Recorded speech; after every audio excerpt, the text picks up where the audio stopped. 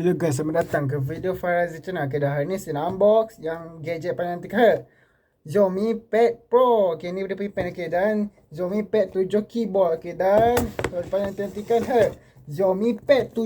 Okay, jom kita review. Okay, jom kita unbox. Okay, kita buka tab ni. Okay, wow, Xiaomi Pad 7. Okay, ni macam tablet. Kita bagi, dia bagi, ui, dia bagi tablet lah. Wow, dia bagi keyboard. Mantap ah. Okay, Xiaomi ni abang beli harga dia beli kat Xiaomi Alaman Dapur dengan harga lebih kot. Okay, ada nak beli ada cari kat kedai Xiaomi mana-mana saja.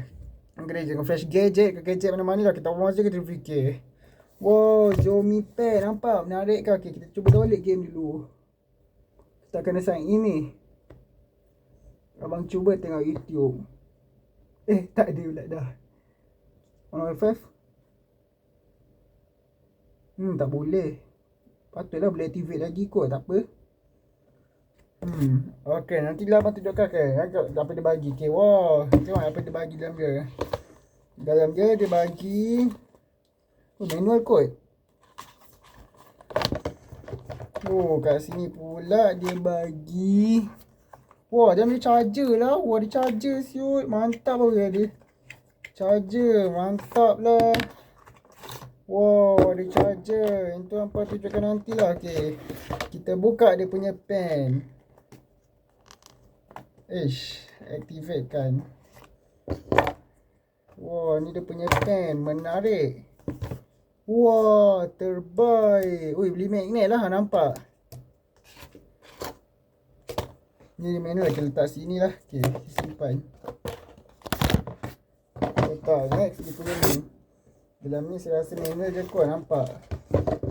Okay, nampak. Okay. Okay. Dah jadi ke Oppo Pad saya. Okay. Okay, kalau ada nak beli Oppo Pad ni macam cakap tadi harga sih boleh baik. Ada boleh cakap kedai Xiaomi mana-mana saja. Kini abang beli dekat Xiaomi Alamanda Putrajaya tablet ni. Okay, Xiaomi Pad ni. Xiaomi Pad 7. Okay dah. Sampai sini je video kita. Bye semua, bye. Boleh lagi kejap ya. Abang kena cuba buka wifi dah. Abang check kejap ya.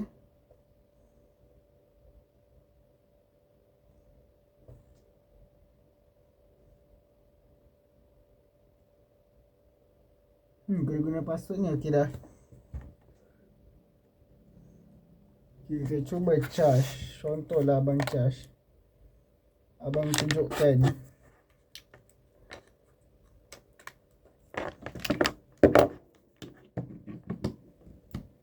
Wish, boleh lah.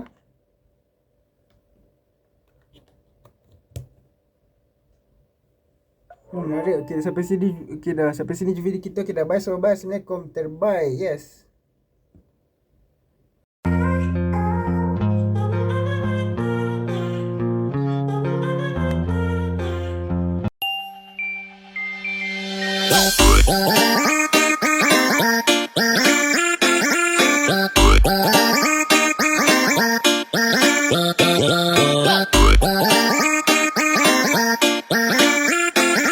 Rock.